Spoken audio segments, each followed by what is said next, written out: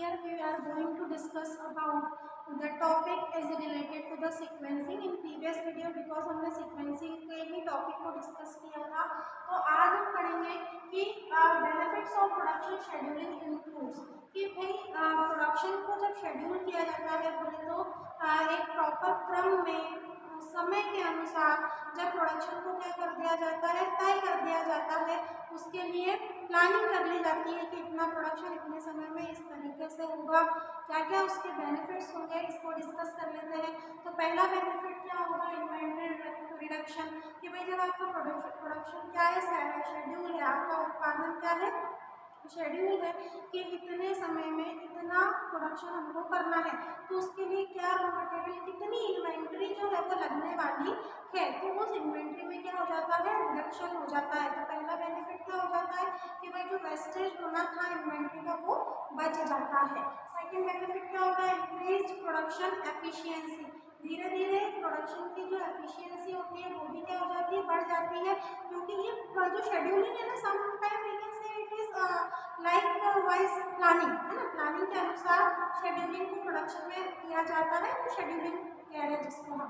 तो यहाँ पर प्रोडक्शन इफेक्टिव तरीके से होता है, प्रभावी ढंग से यहाँ पर प्रोडक्शन किया जाता है, तो उस प्रोडक्शन की एफिशिएंसी में क्या हो जाता है, इंक्रीमेंट हो जाता है। नेक्स्ट है रिड्यूस शेड्यूलिंग एफर्ट्स, कि जो शेड्यूलिंग एफर्ट्स है कि भाई जैसे हमने बोला था ना कि प्लानिंग जो होती है वो टाइम कंज्यूमिंग होती है, तो इसी तरीके से प्रोडक्शन की शेड्यूलिंग करना प्रोडक्शन मैनेजर के लिए काफ़ी टफ होता है, तो शेड्यूलिंग के एफर्ट्स को भी हम क्या कर देते हैं या कम कर देते हैं कि भाई बहुत ईजीली प्रोडक्शन होगा और किसी भी तरीके का लोड किसी एम्प्लॉय पर नहीं आएगा, मशीनरी पर, डिपार्टमेंट में कोई वर्कलोड नहीं बढ़ने वाला है। अगला होता है एक्यूरेट डिलीवरी डेट, जब with the help of the good scheduling, अगर प्रोडक्शन फुल शेड्यूलिंग के साथ हो रहा है तो जो डिलीवरी डेट है, जब आपको कोई ऑर्डर फुलफिल करके सामने वाले को देना है ना, तो उसी डिलीवरी डेट पर आप प्रोडक्ट को क्या कर पा रहे हैं, इजीली डिलीवर कर पा रहे हैं, because you are having the very good scheduling of production. Last होता है रियल टाइम इंफॉर्मेशन, शेड्यूलिंग से आपको एट प्रेजेंट क्या चल रहा है ना, कि भाई आज का क्या प्रोडक्शन हुआ, कल रात में कितना हुआ था, कल मॉर्निंग शिफ्ट में कितना प्रोडक्शन हुआ था, तो रियल टाइम का प्रोडक्शन आपको किस क्वांटिटी में हो रहा है इसकी जानकारी, इसकी इंफॉर्मेशन भी मिलती रहती है, क्योंकि भाई हमने शेड्यूल करा था कि मॉर्निंग शिफ्ट में ठीक है सुबह 7 से 2 बजे तक 100 टन माल का production copper, for example copper का प्रोडक्शन हो जाना चाहिए था, कितना 100 टन।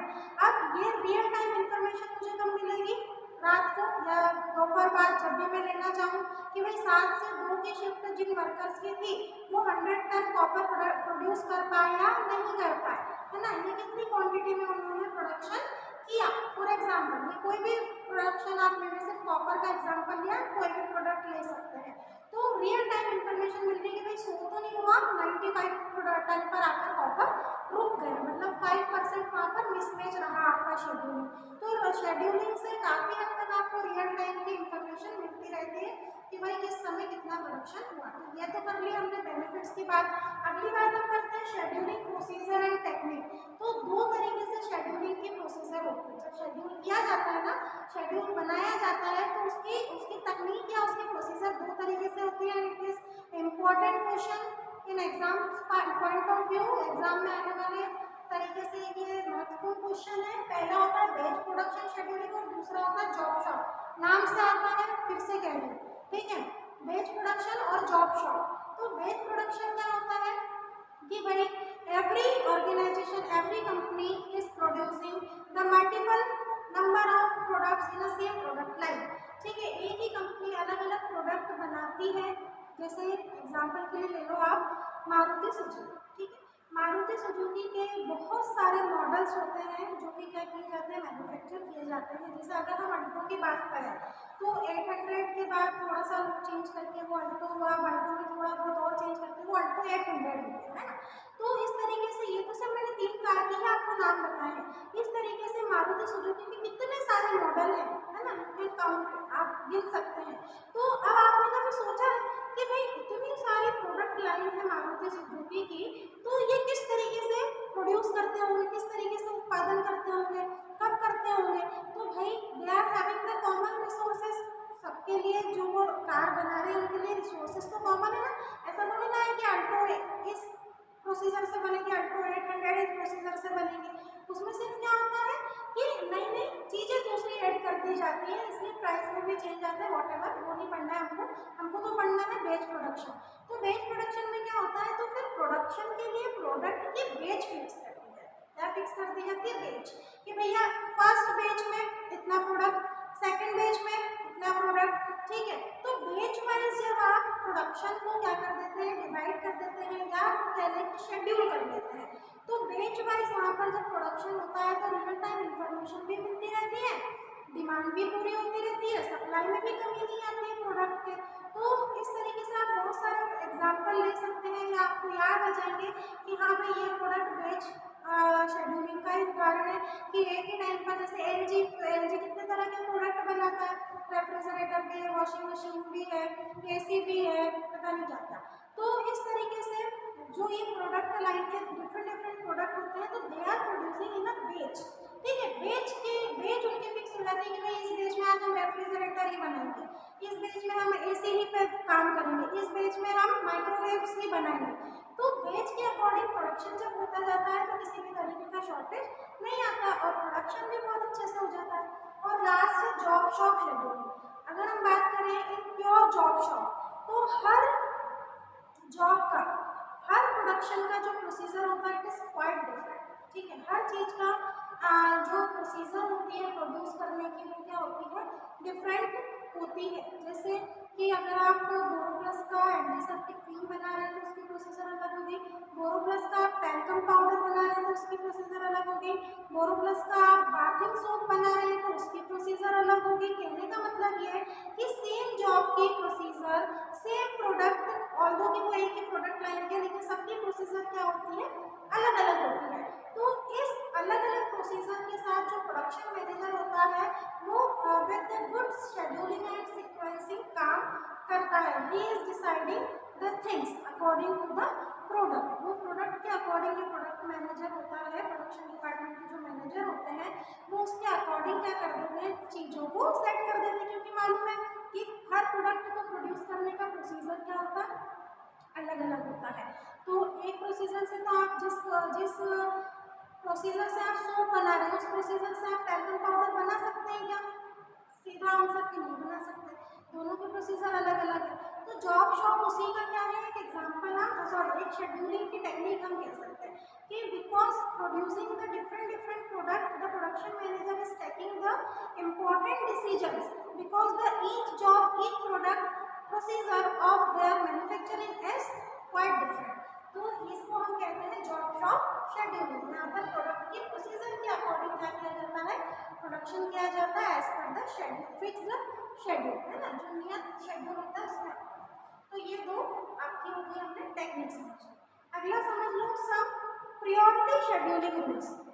अब ये जो बेनिफिट्स हैं, टेक्निक्स हैं, तो इन इसके कुछ रूल्स भी हैं कि भाई शेड्यूलिंग जब आप कर रहे हैं ना तो उसको कुछ रूल्स फॉलो करना पड़ते होंगे कि generally manufacturer and service providing companies, जो मैन्युफैक्चरर कंपनीज होती हैं या जो सर्विस प्रोवाइड कर रही होती है कंपनी है ना, तो वो generally they are following some rules of scheduling. उनको शेड्यूलिंग के कुछ रूल्स, कुछ नियम को क्या करना पड़ता है, फॉलो करना पड़ता है। तो पहला है उनका फर्स्ट कम फर्स्ट सर्व। आपने देखा होगा जनरली कि पहले आओ पहले पाओ, सुना है आपने। तो जितने कस्टमर जनरली बैंक्स में ऐसा होता है या सुपरमार्केट्स में ऐसा होता है कि फर्स्ट टाइम कस्टमर को इतना प्रॉफिट मिलेगा, फर्स्ट टाइम कस्टमर जो आएंगे उनको इतना डिस्काउंट मिलेगा, या पहले 100 कस्टमर के लिए मोबाइल फ़ोन सिर्फ इतने रुपये में ही मिलेगा। तो वो फर्स्ट कम, क्योंकि सर्विस है, मैन्युफैक्चरर कंपनी दे रही है जो डायरेक्टली है ना कि इतने डीलर आएंगे तो उनको इतने कम कीमत में प्रोडक्ट मिल जाएगा। तो first come and first serve के शेड्यूलिंग प्रोसीजर के ऊपर भी काम चलता है। ये इसका पहला रूल हो गया कि पहले आओ पहले पाओ। दूसरा है अर्लीस्ट ड्यू डेट। अब देखा जाता है कि भाई जब आप मैन्युफैक्चरिंग कर रहे हैं तो किसकी ड्यू डेट, किस प्रोडक्ट को डिलीवर करने की, किस जॉब को डिलीवर करने की ड्यू डेट सबसे करीब की है। मालूम है कि आज कितना है, 1 अप्रैल है। अब हमारा प्रोडक्शन चल रहा है और हमको पता चला कि यार 18 अप्रैल को तो इस प्रोडक्ट को डिलीवरी डेट आ रही है, तो उसको इस तरीके से शेड्यूल किया जाएगा कि we have finished our total given और taking the order is on EDD, ठीक है, estimate sorry earliest delivery date. जो जिसकी नियत तिथि बहुत करीब है, तो आप इस तरीके से, जो प्रोडक्शन मैनेजर होगा वो इस तरीके से डिसाइड करेगा प्रोडक्शन को कि भाई जो करीब जिसकी डेट सबसे करीब की है कि भाई इतने दिनों बाद तो डिलीवर करनी है, तो उसकी शेड्यूलिंग में कुछ चेंज करके उसके प्रोडक्शन को, कम प्रोडक्शन हुआ है उसके प्रोडक्शन को बढ़ा दिया जाएगा। ठीक है, अगला होता है शॉर्टेस्ट प्रोसेसिंग टाइम। आप sometimes they are also focusing कि भाई किस प्रोडक्ट को किस जॉब के लिए कम समय लग रहा है ना, किस काम को करने के लिए किस जॉब के लिए कम समय में लग रहा है, because each department having the different task. तो ये डिसाइड कर लिया जाता है कि किस काम के लिए कितना कम समय लग रहा है, उसको पहले करके फ्री हो जाओ। जनरली अगर मैं फीमेल स्टूडेंट्स की बात करूँ अपने, तो अगर आप कहीं किचन में होते हैं तो आपको मालूम होता है कि कौन सा सामान कितनी जल्दी बन जाएगा, है ना, या आप अपनी मदर को देखती हैं तो जो जिस रेसिपी को या जिस फूड को बनाने में कम समय लग रहा है तो उसको पहले बना लेते हैं। तो उसी तरीके से इस प्रोडक्शन में भी होता है कि जिस प्रोडक्ट के प्रोडक्शन में कम समय लग रहा है उसको फर्स्ट प्रायोरिटी पे रखा जाता है, क्योंकि उसके मैन्युफैक्चरिंग में कम समय लग रहा है, उसको उसके निर्माण में, उसके उत्पादन में कम समय लग रहा है, तो पहले बना के खत्म करो। अगला है ट्रंकेटेड शॉर्टेस्ट प्रोसेसिंग टाइम। अब ये ट्रंकेटेड शॉर्टेस्ट प्रोसेसिंग टाइम क्या होता है, इसको इन शॉर्ट बोलते हैं TSPT। तो ट्रंकेटेड प्रोसेसिंग टाइम में क्या होता है कि those task are pending from the long term. कुछ टास्क ऑर्गेनाइजेशन के ऐसे होते हैं जो पेंडिंग पड़े होते हैं ना काफी समय से, और वो बिल्कुल इग्नोर कर दिए जाते हैं, उन पर किसी का ध्यान ही नहीं होता है।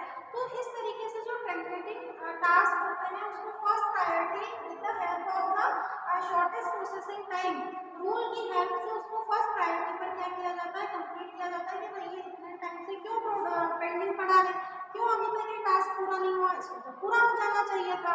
तो शॉर्टेस्ट प्रोसेसिंग टाइम के रूल के तर्ज पर उसको फर्स्ट प्रायोरिटी देकर, शेड्यूल देकर उस जॉब को क्या कर दिया जाता है, कंप्लीट कर दिया जाता है। नेक्स्ट है हमारा लीस्ट स्टेक।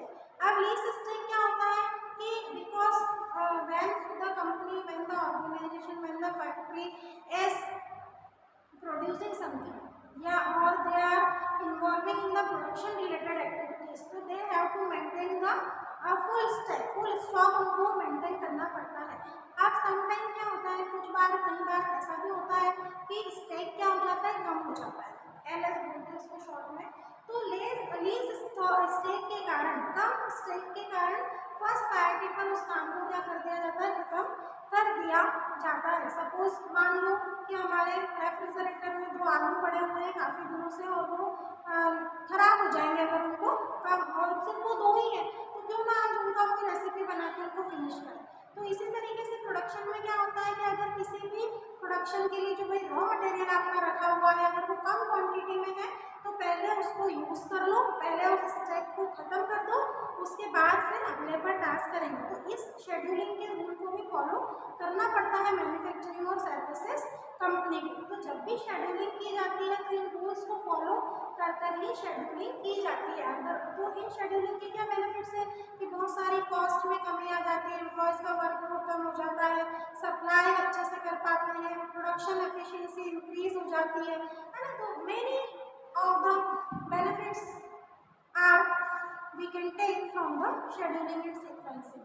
तो शेड्यूल करके प्रोडक्शन में सीक्वेंस करके we are taking or we can hold the good results from the production of the company.